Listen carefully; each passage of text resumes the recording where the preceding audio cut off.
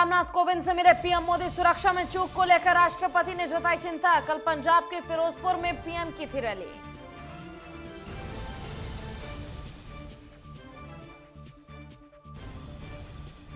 PM Modi की सुरक्षा में चूक का मामला सुप्रीम कोर्ट में। सीजेआई बेंच के सामने कल होगी सुनवाई। मामले में जांच के लिए पंजाब सरकार ने बनाई उच्च स्तरीय समिति।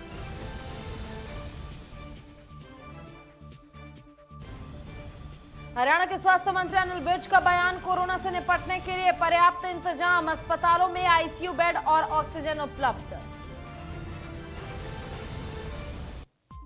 देश में कोरोना की भयावह रफ्तार। 24 घंटे में 56% बढ़ा संक्रमण। देश में 90,000 से ज्यादा नए केस मिले। 2600 के पार पहुंचा ओमिक्रॉन।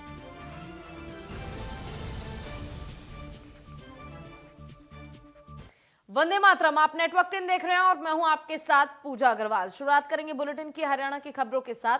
हरियाणा के मुख्यमंत्री मनोहर लाल ने प्रधानमंत्री किसान ऊर्जा सुरक्षा और उत्थान महाअभियान योजना के अंतर्गत सोलर वाटर पंपिंग कार्यक्रम का ऑनलाइन शुभारंभ किया। योजना के शुभारंभ अवसर पर सीएम ने नूंह और हिसार जिले के 2 किसानों से सीधे सोलर वाटर पंपिंग के बारे में बातचीत कर अनुभव साझा किया। किसानों ने मुख्यमंत्री मनोहर लाल से इस योजना का ज्यादा से ज्यादा विस्तारीकरण करने की बात रखी।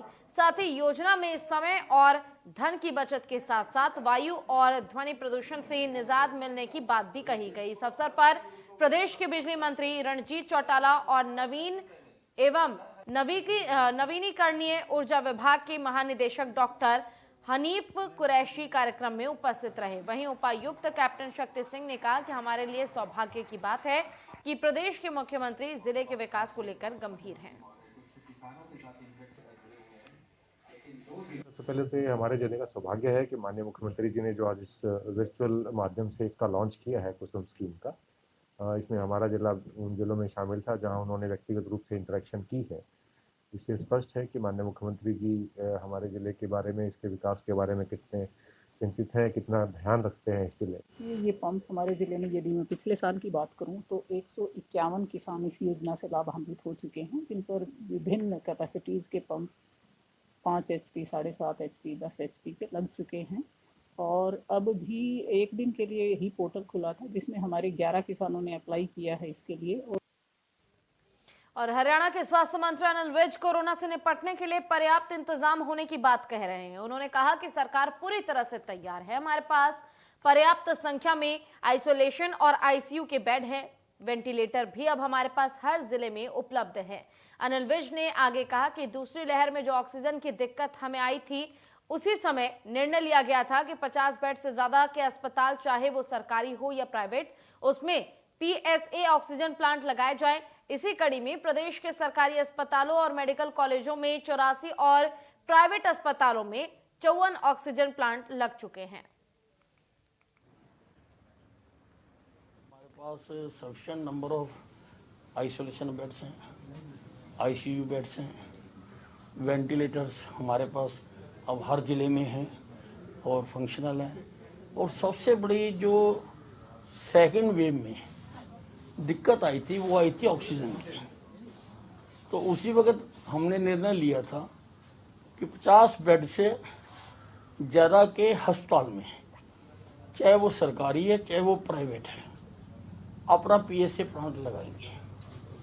तो सरकारी में 84 PSA प्लांट फंक्शनल हो चुके हैं और प्राइवेट में भी 54 प्लांट लग चुके हैं। यानी ऑक्सीजन के मामले में तो हरियाणा सारे देश में प्रथम राज्य होगा जो आत्मनिर्भर है ऑक्सीजन के मामले में। और वक्त फिलहाल एक छोटे से ब्रेक का है, जल्द लौटेंगे।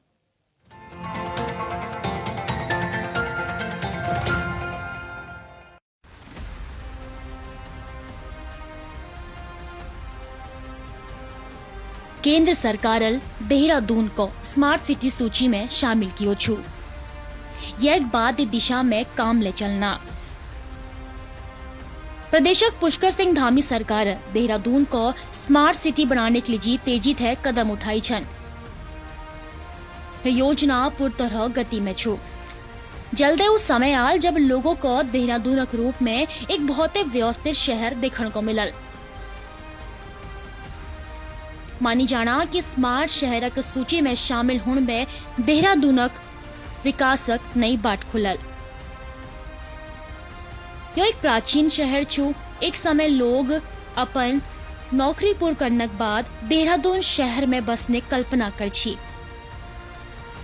अंग्रेजों को यह शहर बहुत भाया, लेकिन बदलती दौर में अब इस शहर को अत्याधुनिक रूप दी जाना। देहरादून स्मार्ट सिटी प्रोजेक्ट है शहरक इंफ्रास्ट्रक्चर, जल निकासी और सेवेज सुविधाओं में सुधारक लीजी अपग्रेड की गो छु।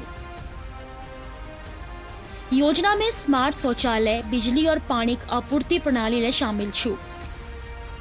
देहरादून स्मार्ट सिटी मिशन है स्मार्ट स्कूलों के लिए योजना छु। शहर में पर्यावरण सुधारक लीजी और परिवहन व्यवस्था को बढ़िया बनाने के लिए इलेक्ट्रिक बसें ले चलाई जाए। देहरादून को स्मार्ट सिटी बनाने के लिए अलग अलग योजनाओं थे तेजी थे काम चलना। स्मार्ट सिटी बनाने की प्रक्रिया में दून वासियों और देहरादून में आने जाने वाले लोगों को भले ही आए थोड़ी दिक्कत होनी हो, लेकिन आने वाले समय में शानदार दून नगरी उनर सामने हो। 1000 करोड़ की योजना देहरादून और उत्तराखंड का भविष्य बदले। देहरादून स्मार्ट सिटी थे सीसीटीवी कैमरे और स्मार्ट बाटले तैयार की गई छन। दगड़े ऐतिहासिक परेड ग्राउंड और गांधी पार्क का पुनर्निर्माण ले की जाना। शहरक बीचों बीच यह स्थल बहुत आकर्षक बननी। देहरादून स्मार्ट सिटी की दिशा में बढ़ती कदम डबल इंजन सरकारक परिणाम छु। देहरादून को इ मिजाज में अणी छी। धामी सरकार दून शहर को स्मार्ट बनाने की दिशा में लगी हुई छु। दून स्मार्ट सिटी थे कामकाज को जो गति दी गई छु, में अब जल्द यो शहर पूरी तरह व्यवस्थित होल।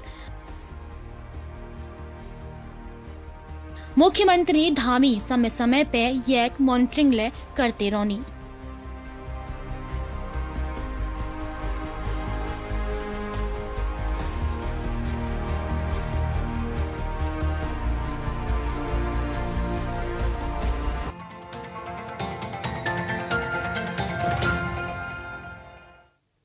ब्रेक के बाद एक बार फिर से स्वागत है आपका। रुक करेंगे खबरों की ओर। साइबर सिटी गुरुग्राम में फिर से कोरोना के मामले बढ़ने लगे हैं। पिछले 24 घंटे में कोरोना के 1178 नए मामले सामने आए हैं गुरुग्राम से, लेकिन पिछले 24 घंटे में कोरोना से किसी की मौत की खबर नहीं आई है, जबकि कोरोना से 71 मरीज अब तक ठीक हो चुके हैं। साइबर सिटी में मौत का आंकड़ा 927 पहुंच चुका है। वहीं गुरुग्राम में कोरोना के कुल एक्टिव केसों की संख्या 3418 है।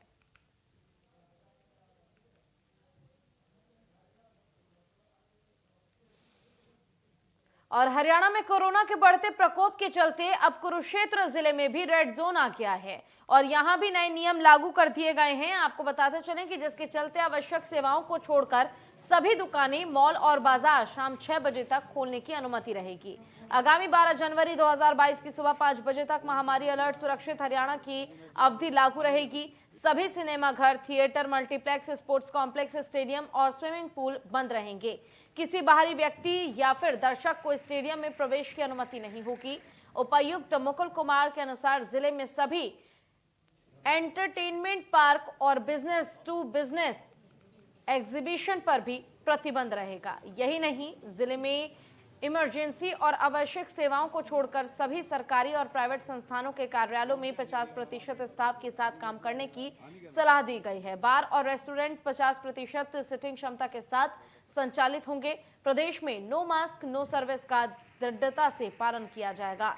कोविड अनुकूल व्यवहार का उल्लंघन करने वालों, मास्क नहीं पहनने वालों से जुर्माना लिया जाएगा। कुछ दिनों में कुरुक्षेत्र जिले में भी कोविड के केसेस में वृद्धि हुई है, तो सबको देखते हुए सरकार द्वारा ये निर्णय लिया गया है।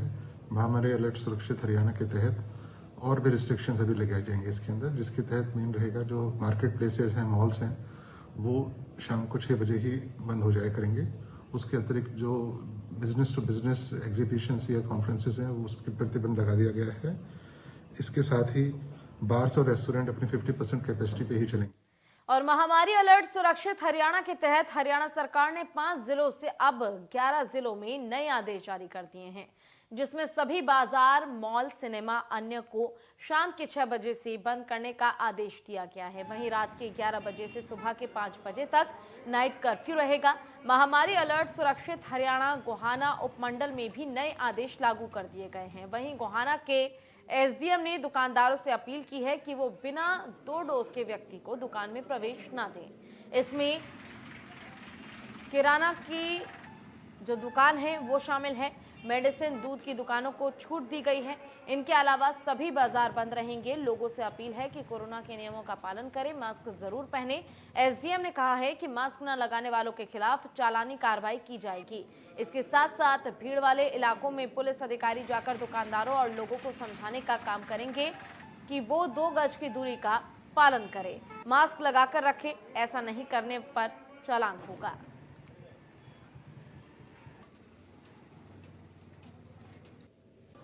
देखिए, जो ऑलरेडी जो गाइडलाइंस इशू की गई थी जिसके अंदर जो डिजास्टर मैनेजमेंट एक्ट है उसके तहत जो पाबंदियां हैं वो एज इट इज़ रहेंगी। उसमें थोड़ा सा रिलैक्सेशन दिया गया है कि जो पहले 5 बजे जो शॉप्स बंद हो जाती थी, मॉल वगैरह, उनको 6 बजे तक का रिलैक्सेशन दिया है। इसके अलावा जो एसेंशियल कमोडिटीज़ की जो शॉप हैं जैसे दूध है, किरियाना है और मेडिसिन से रिलेटेड जो केमिस्ट वगैरह हैं, उन शॉप्स को रिलैक्सेशन रहेगा।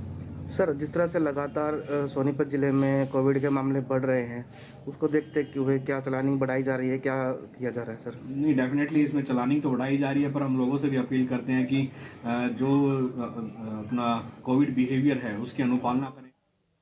तो वहीं करनाल में लगातार मामले बढ़ रहे हैं, जिसको लेकर सरकार ने करनाल समेत बाकी 11 जिलों को रेड जोन में घोषित कर दिया है। बात साफ है कि ऐसे में अब इन जिलों में भी सख्ती देखने को मिलेगी। बाजार शाम 6 बजे तक बंद हो जाएंगे और ये बाजार सुबह 5 बजे तक बंद रहेंगे। मेले, सिनेमा हॉल, कोई एग्जीबिशन शहर में नहीं लगेगा। वहीं व्यापारियों का कहना है कि इसका असर मार्केट में देखने को मिलता है। लोग भी कम आएंगे और बाजार में भीड़ भी कम हो जाएगी। पर जिस तरीके से मामले बढ़ रहे हैं ये जरूरी भी है, क्योंकि कोरोना लगातार आग की तरह फैलता नजर आ रहा है। करनाल जिले में एक्टिव केसों की संख्या 180 के पार पहुंच गई है। रोजाना केस बढ़ रहे हैं। ऐसे में सरकार को ये फैसला लेना पड़ा। पुलिस का कहना है कि लोगों को जागरूक भी किया जा रहा है और जो लोग मास्क नहीं लगा रहे हैं उनके चालान भी काटे जा रहे हैं। इसके अलावा बहुत से प्राइवेट इंस्टीट्यूट खुले हुए हैं, वहां जाकर भी चेकिंग की जा रही है। साथ ही साथ चालान काटे जा रहे हैं और उन्हें सख्त हिदायत दी जा रही है कि नियमों का पालन करें। अगर नहीं करेंगे तो फिर मामला दर्ज किया जाएगा। देखिए, जिस तरह से कोरोना बढ़ रहा है, सरकार का सोचना ठीक होगा और मैं समझता हूँ कि सरकार सही कदम उठा रही है। इससे अगर बचना है तो ज़रूरी भी है। क्या कहेंगे, पहले भी कहीं ना कहीं व्यापार काफ़ी स्लो होगा? देखिए, व्यापार में फ़र्क तो पड़ता ही है, ऐसा नहीं है कि फ़र्क ना पड़े, फ़र्क तो पड़ता है, लेकिन सरकार की अपनी मजबूरी है। किस तरह मानते हैं इस फैसले? मैं समझता हूँ कि भाई जैसे अब तीसरी लहर का सुन रहे हैं उस हिसाब से तो ये ठीक ही है। अभी भी लोग कहीं ना कहीं सावधानियां नहीं बरत रहे। हरियाणा सरकार ने कोविड महामारी को देखते हुए कुछ पाबंदियां लगाई थी, जिसमें रात में 11 बजे से लेकर सुबह 5 बजे तक नाइट मूवमेंट पे रेस्ट्रिक्शंस भी शामिल था। हाल में करनाल जिले में कुछ कोरोना केसेस को देखते हुए कल 5 जनवरी को कुछ और गाइडलाइंस जारी की गई है, जिसके अनुसार शाम 6 बजे से लेकर सुबह 5 बजे तक कुछ रेस्ट्रिक्शंस और लगाई गई है। शाम को 6 बजे के बाद में केवल जो इसेंशियल सप्लाईज की सर्विसेज है जैसे मेडिकल, मिल्क, यही खुली रह सकती है दुकानें। इसके अलावा जो दुकानें हैं वो बंद रहेगी। साथ ही पार्क्स वगैरह, जो एंटरटेनमेंट हॉल्स है, सिनेमा हॉल्स है, ये इत्यादि भी बंद रहेंगे। सर, मास्क को लेकर आपने पिछले दिनों खुद एसपी साहब और डीसी साहब गए वहाँ पर, क्या कुछ अपील करना चाहेंगे? अभी भी बहुत से लोगों में भ्रम है कि भाई मास्क नहीं डालेंगे या इस तरह की बात वो कर रहे हैं।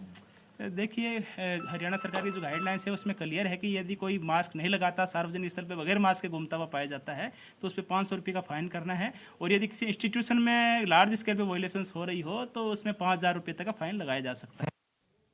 फिलहाल वक्त एक छोटे से ब्रेक का है, जल्द लौटेंगे खबरों के साथ।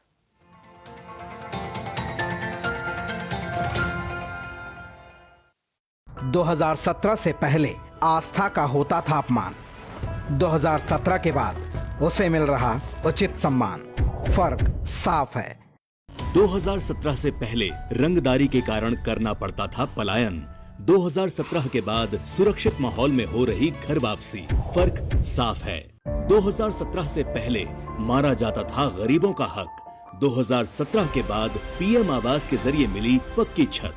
फर्क साफ है। 2017 से पहले भूमाफिया रहते थे मौज में, 2017 के बाद रहते हैं जेल में। फर्क साफ है।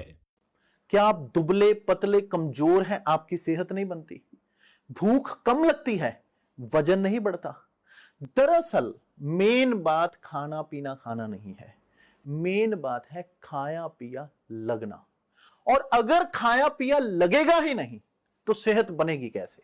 इसलिए हमारी संस्था सन्यासी आयुर्वेदा ने एक ऐसी दवा बनाई है जो कि आपके पाचन तंत्र को, आपके लीवर सिस्टम को ठीक करने का काम करती है, ताकि आप जो भी खाएं उसका पूरे का पूरा निचोड़ आपके शरीर को लगे, आपकी भूख बढ़े, खाया पिया सही से लगे, नया खून बने, हड्डियों में जान आए, वजन बढ़े, ताकत बढ़े, चेहरे पर नूर आए और आप मोटे तगड़े खूबसूरत पर्सनैलिटी के मालिक बन जाए।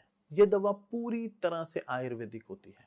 इसका शरीर पर कोई भी साइड इफेक्ट, कोई भी नुकसान या दुष्प्रभाव नहीं होता।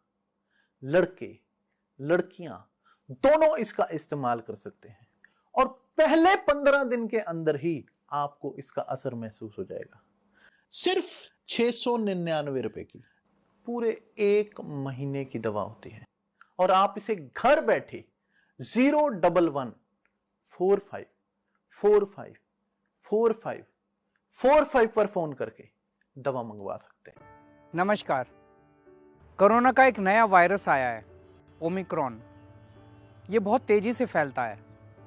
आपका बेटा, आपका भाई होने के नाते मुझे आपकी सेहत और आपकी ज़िंदगी की बहुत फिक्र है। हाथ जोड़ के आपसे विनती है, घर से कम बाहर निकलें, हमेशा मास्क पहन के रखें।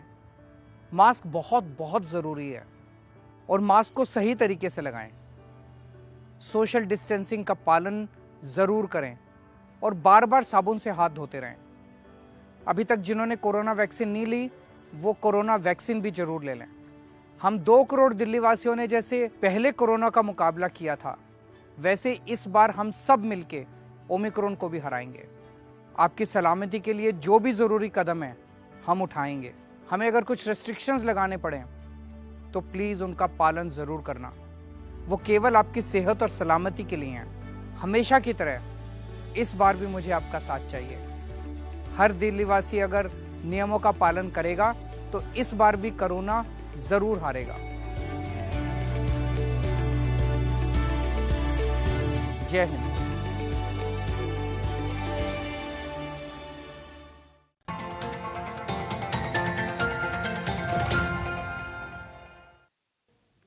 ब्रेक के बाद एक बार फिर से रुख करेंगे खबरों की ओर। ड्यूटी मजिस्ट्रेट नरेंद्र सिंह ने नगर पालिका इंद्री में शहर के प्रमुख लोगों और अलग अलग यूनियनों के पदाधिकारियों के साथ बैठक की और सरकार के निर्देशों का पालन करने की अपील की। उन्होंने बैठक में मौजूद विभिन्न विभागों के अधिकारियों और कर्मचारियों को निर्देश दिए कि वो सरकार द्वारा निर्धारित किए गए कोरोना नियमों के पालन में स्वयं भी कोई कोताही न बरतें और लोगों को भी न करने दें। नियमों की पालना न करने वालों के खिलाफ सख्त कार्रवाई करें। करनाल रेड जोन में आ गया है। यहाँ पे ओमिक्रॉन के जो है कोविड के केसेस बढ़ते जा रहे हैं, जिसको ध्यान में रखते हुए आज नई गाइडलाइंस आई हैं, जिसके हिसाब से शाम 6 बजे तक सभी दुकानें खुली रहेंगी और 6 बजे के बाद सिर्फ एसेंशियल गुड्स ही खुलेंगी, जैसे मेडिकल स्टोर हैं, जैसे किराने की दुकान है या दूध दही वगैरह की हैं जो बहुत ज़रूरी है, वो चीज़ें रहें। और उसके अलावा नाइट कर्फ्यू जारी रहेगा रात को 11 बजे से लेकर सुबह 5 बजे तक। और सभी जो है ऑफिस में और सभी शोरूम्स पे, सभी जगह पे सारा स्टाफ, होटल्स में, रेस्टोरेंट्स में, हर जगह पूरा वैक्सीनेटेड होना चाहिए। जहाँ पे वैक्सीनेशन नहीं मिलेगी उन पे जो है कार्रवाई की जाएगी।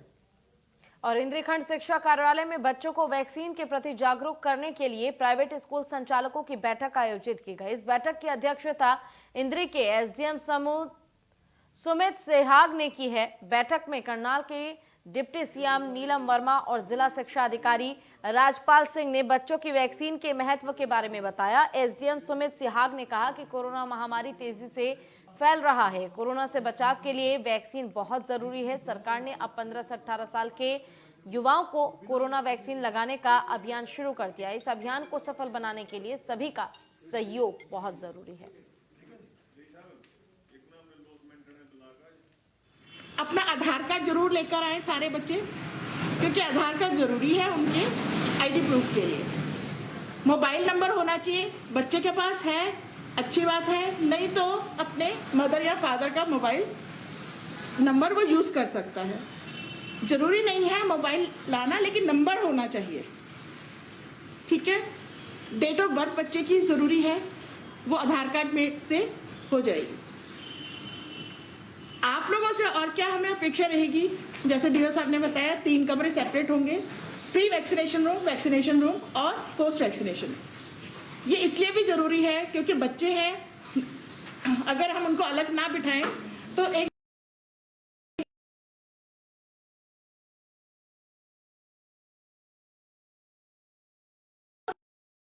ये माने कि वो शुभ था। जब इस महामारी के परिप्रेक्ष्य में देखते हैं, चाहे 2020 है या 2021 है, उसको मैं नहीं मानता कि वो हमारे लिए हो रहा है। ऐसे कितने केसेस हमने देखे हैं। करनाल में जहां पर शमशान था बल्डी में, वहां पर यदि किसी ने आते जाते देखा और आप लोग इंद्री के लोग वहीं से निकल के आते थे, तो उसको शुभ मानना मेरे हिसाब से बिल्कुल गलत होगा। क्या हम आज भी उसमें जीना चाहते हैं? जैसा कि आपको पता है कि कोविड की 3rd वेव ओमिक्रॉन जो वेरिएंट है, इसका प्रकोप बढ़ता जा रहा है। बहुत ही तेज़ी से केस बढ़ रहे हैं। ऐसे में सरकार की तरफ से जो हिदायतें आई हैं उसके हिसाब से कोरोना प्रोटोकॉल और कोरोना गाइडलाइंस जो है उसको सख्ती से दोबारा से प्रशासन द्वारा लागू किया जा रहा है। ऐसे में सरकार द्वारा ये भी फैसला लिया गया है कि 15 से 18 वर्ष के जो बच्चे हैं उनको वैक्सीनेट किया जाना है, जिसके लिए ब्लॉक वाइज मीटिंग कंडक्ट की जा रही है और ब्लॉक वाइज वैक्सीनेशन ड्राइव लगाई जा रही है। ऐसे में ब्लॉक इंद्री के लिए इस ड्राइव में बेहतर से ज़्यादा संख्या में बच्चों को वैक्सीनेट करवाया जा सके, इसलिए यहाँ पर जिला शिक्षा अधिकारी, ब्लॉक शिक्षा अधिकारी और डिप्टी सीएमओ जो वैक्सीनेशन की नोडल हैं डॉक्टर नीलम शर्मा, हम सब ने मिलकर के यहाँ पर सभी प्राइवेट और गवर्नमेंट स्कूल्स के प्रिंसिपल्स की मीटिंग ली है।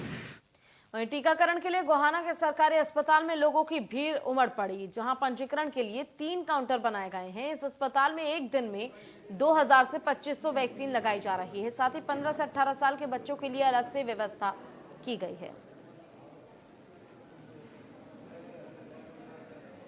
देखिए, हमारी लगातार वैक्सीनेशन की जो है कवरेज बढ़ती जा रही है, क्योंकि 15 से 18 प्लस की जितनी भी बेनिफिशरीज हैं उनकी भी गाइडलाइन आई हुई कि उनकी भी वैक्सीनेट करना है। क्योंकि अस्पताल में भीड़ बढ़ चुकी है, वैक्सीनेशन के लिए लोग लगातार पहुंच रहे हैं ज़्यादा संख्या में, तो हमने वो काउंटर बढ़ा दिए हैं। सिविल हॉस्पिटल में मेन गेट पे अलग काउंटर है और उसके बाद 3 काउंटर फर्स्ट फ्लोर पे हैं, ताकि किसी भी प्रकार की असुविधा ना हो। महिलाओं के लिए अलग काउंटर की व्यवस्था है, बुजुर्ग के लिए अलग काउंटर की व्यवस्था है। इसके साथ साथ 15 से 18 साल के जो बच्चे हैं उनके लिए अलग से MPHW ट्रेनिंग सेंटर है, जहाँ पर वहाँ पर उनकी वैक्सीनेशन लगाई जा रही है। और साथ में स्कूलों को भी कैंप के थ्रू हम कवर कर रहे हैं।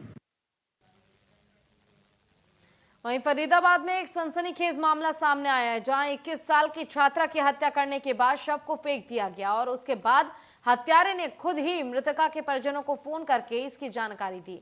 मृतका के परिजनों के अनुसार 31 दिसंबर को छात्रा अपने रिश्तेदारों के घर जाने के लिए निकली थी, लेकिन वो अपने रिश्तेदारों के घर नहीं पहुंची, जिसके बाद इसकी सूचना पुलिस को भी दी गई। पुलिस ने भी गुमशुदगी का मुकदमा दर्ज कर लिया था और मामले की जांच शुरू कर दी थी। फिलहाल पुलिस के हाथ कुछ सबूत लगे हैं, जिसके आधार पर आरोपी को जल्द गिरफ्तार कर लिया जाएगा। मतलब नानी से बात हुई कि न बेटा कहाँ है, उसने बोला मैं मौसी के पास हूँ, मैं मार्केट तो ओल्ड से मैंने कपड़े बड़े ले आई। तो उसके बाद कपड़े लेके आके वो कह लगी मौसी मैं नानी की बात मेरे से बात हुई है और मैं नानी के पास जा रही हूँ। देखिए, उसकी जो इन्फॉर्मेशन थी हमारे पास गुमशुदगी की, उसकी मौसी ने लिखवाई थी रात को 1 और 2 की रात को, उसी वक्त हमने मुकदमा दर्ज कर दिया था। और उसके बाद कल हमने डेड बॉडी रिकवर करी है, मतलब आज रात को ही।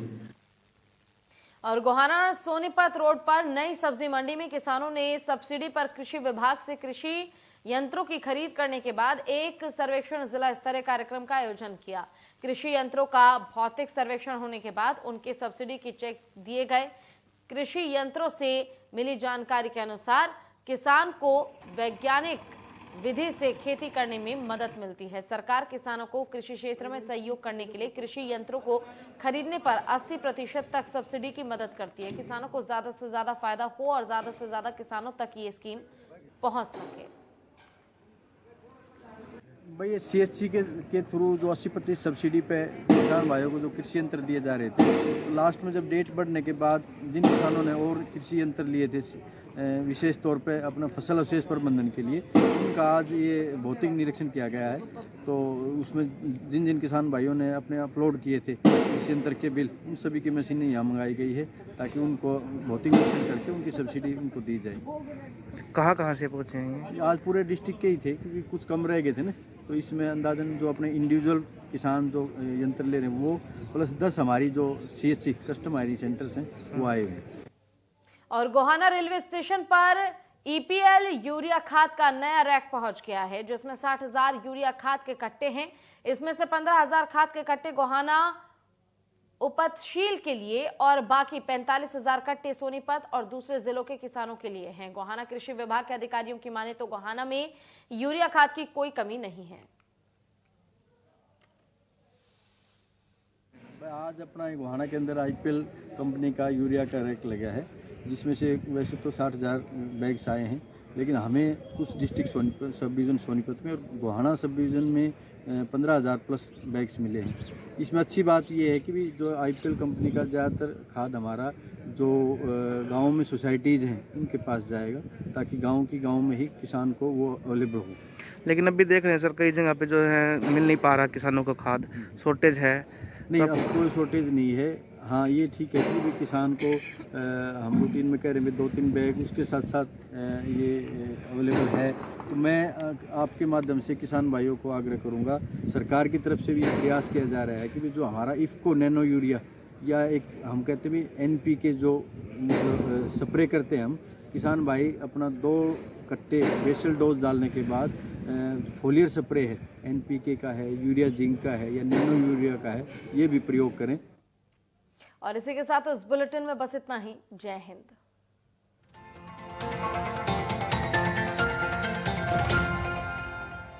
– 2017 से पहले कर्ज के बोझ तले दबा था किसान। 2017 के बाद कर्ज माफी से हुआ है खुशहाल। फर्क साफ है। 2017 से पहले भैंस